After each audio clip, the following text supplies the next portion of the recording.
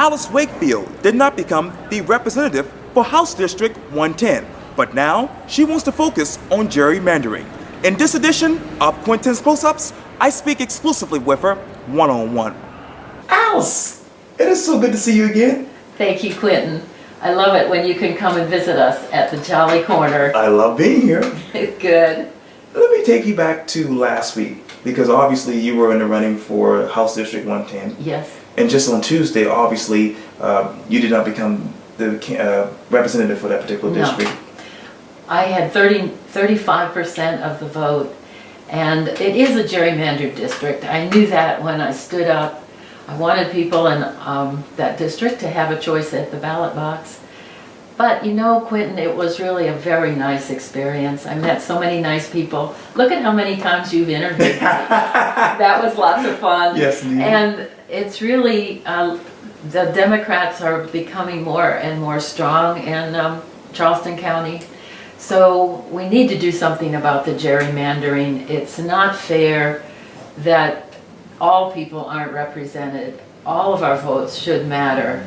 And when you use gerrymandering to weight the amount of people you allow in one district or another, it's unfair. In other words, those people don't have the same their vote doesn't count as much. And let me take you to Virginia, because you were telling me a story about gerrymandering and Patrick Henry and George Washington. Yes. I know. When I started looking into gerrymandering, of course we all learned about it probably in our 6th grade history class, but I didn't really think of it as, you think of it differently when you're a candidate than you do when you're a voter. And so I read this interesting history of gerrymandering, and it happened after Madison wrote the Constitution. Right. Well, of course, the Constitution was for all the states. It wasn't just for one state, it was for all the states. It was making the country a federal collection of states. And Patrick Henry was against that. And so he was furious with Madison for coming up with this.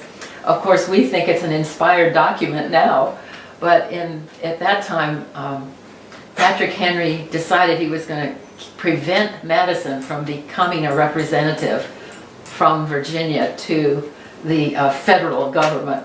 And so he did that by arranging his district in such a way that he was surrounded with states' rights people who did not appreciate what Madison had done. But you know, Madison was so well regarded by his neighbors that they all voted for him anyway. And so he did get elected.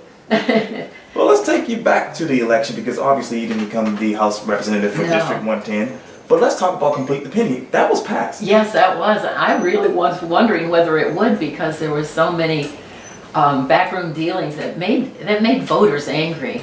But I was glad it was. I voted for it. I was for the transportation part of that bill, and hopefully we can get some of our roads repaired. We really need it, and what can we do? Just wait for the state to do it? They're not doing anything. So it was either do something locally or not have our roads repaired. Let me talk to you about William Cogswell. He is the new House representative for District 110. I'm wondering, as we sit here right now, how would you work with him? Well, I've already wrote to him and congratulated him. He won the election, and I told him that I was going to be bugging him about South Carolina education, and he said, well, I welcome your input. So I think that he'll do a good job. I'm glad that we are able to communicate with one another. Wow. So hopefully I will have some input, at least in education, and that was the thing I was running on, was education. Wow. And I know that you're trying to fight hard against gerrymandering. Yes. But what's next for Alice Wakefield? Well, it may have something to do with gerrymandering. I want to collect data in our state. What you do is you find out, for example, in my district, I'd like to find out all the precincts and how the precincts voted, and how the vote breaks down between me and Mr. Cogswell, and then look and see for evidence of gerrymandering.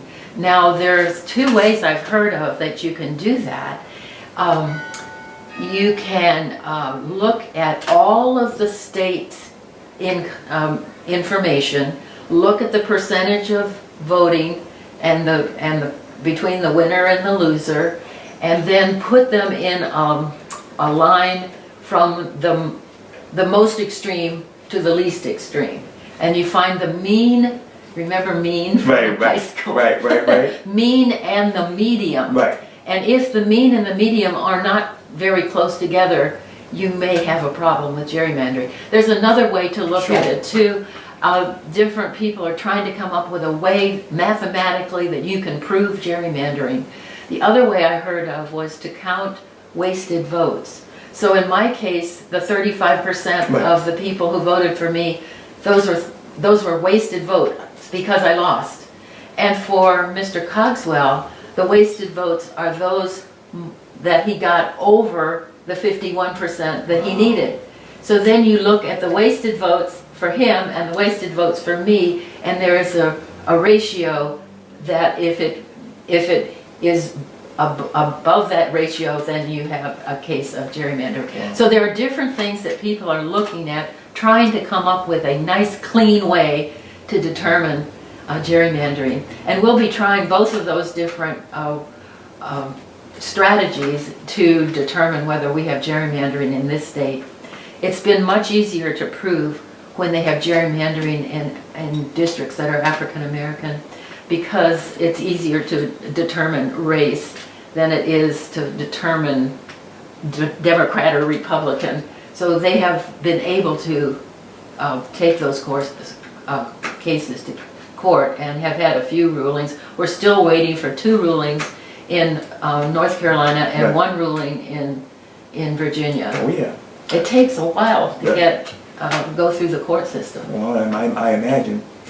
Well, Alice Wakefield, thank you so much for your time. I really appreciate this. I appreciate you coming. It's good to see you. Thank you. Thank you. Take care. You too.